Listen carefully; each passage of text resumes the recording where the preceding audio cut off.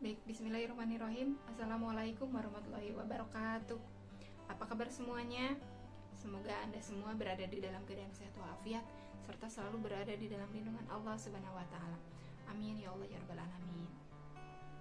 Baik, dalam kesempatan kali ini saya akan memaparkan mengenai manfaat asuransi bagi masyarakat dan pembangunan. Baik. Sebagai akibat pesatnya perkembangan ilmu pengetahuan dan teknologi, maka semakin banyak pula kemajuan yang dicapai oleh bangsa Indonesia kita ini.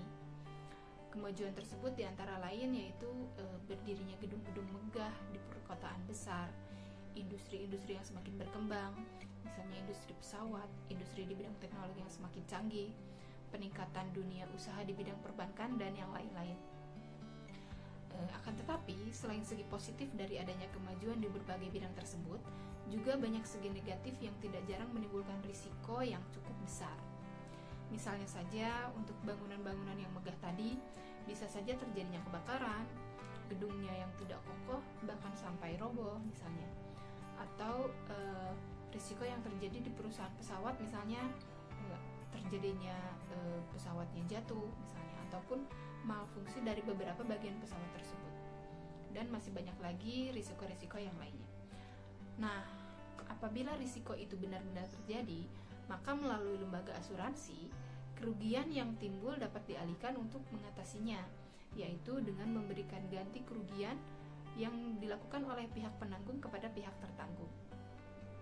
Nah, di samping risiko-risiko kerugian yang dihadapi baik oleh masyarakat maupun oleh pemerintah yang telah disebutkan tadi, ada beberapa risiko yang tidak sepenuhnya mempunyai nilai ganti kerugian sesungguhnya. Misalnya saja kematian, kecelakaan, hubungan kekeluargaan, dan yang lain-lain. Nah, dalam hal ini juga dapat diatasi melalui lembaga asuransi, sehingga orang ataupun pihak keluarga tersebut dapat memenuhi kebutuhannya seperti sedia kala. Nah, dalam asuransi jiwa ini, selain bersifat mengalihkan risiko, ternyata asuransi jiwa juga bersifat menabung. Hal ini karena apabila kematian terjadi lebih lama dari waktu yang telah ditentukan dalam penutupan asuransi, berarti penanggung akan memberikan sejumlah uang sebagaimana sudah ditetapkan sebelumnya. Nah, tabungan ini yang selain dapat bermanfaat bagi keluarga ataupun kelangsungan hidup masyarakat itu sendiri, juga dapat disalurkan dalam turut membiayai pembangunan nasional.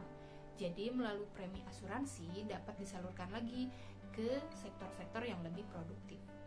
Hal ini dapat terjadi misalnya dana yang diperoleh dari premi itu dalam beberapa jangka waktu yang lama dalam perusahaan dapat dipergunakan oleh perusahaan tersebut untuk membiayai usaha-usaha yang akan mendatangkan keuntungan baginya. Nah, di samping itu juga dapat membantu masyarakat dalam meningkatkan usaha-usahanya, yaitu dalam peningkatan usaha-usahanya dengan memberikan modal ataupun kredit dalam jangka waktu tertentu, baik jangka waktu pendek ataupun panjang. Nah, usaha-usaha ini semuanya sudah jelas akan dapat membantu pembangunan ekonomi di negara kita, yang kemudian nantinya kita sendiri yang akan dapat menikmati hasilnya. Nah, jadi semua premi yang terkumpul itu dapat dipakai sebagai usaha investasi dalam proyek-proyek ekonomi. Nah, dengan demikian, asuransi juga dapat dikatakan sebagai alat pembangunan.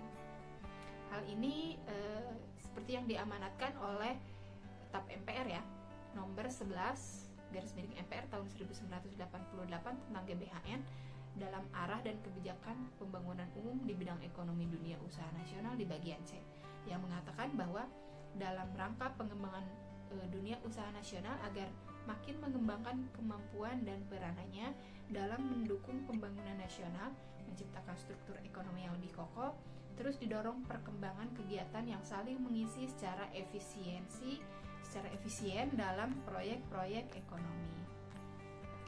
Nah, ternyata peran asuransi ini cukup besar sekali ya baik bagi masyarakat maupun bagi pembangunan nasional.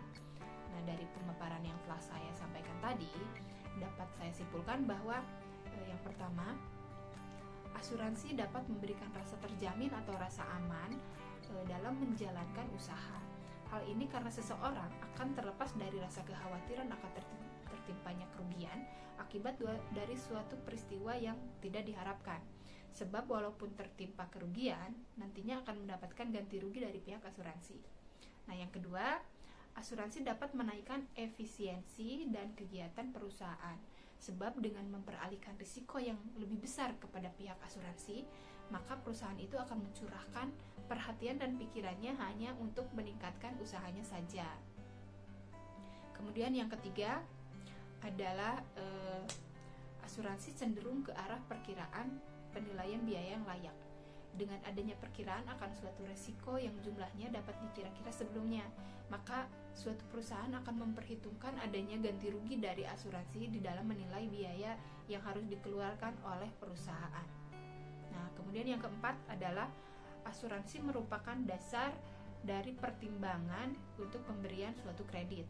Contohnya saja, misalnya seseorang ketika meminjam kredit ke bank, maka pihak bank biasanya meminta kepada debitur untuk menutup asuransi benda jaminannya tersebut. Yang kelima adalah asuransi dapat mengurangi timbulnya kerugian karena risiko yang mungkin dialami seseorang dapat ditutup oleh perusahaan asuransi.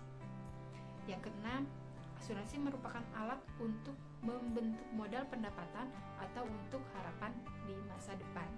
Nah, dalam hal ini adalah fungsi menabung dari asuransi, terutama dalam asuransi jiwa.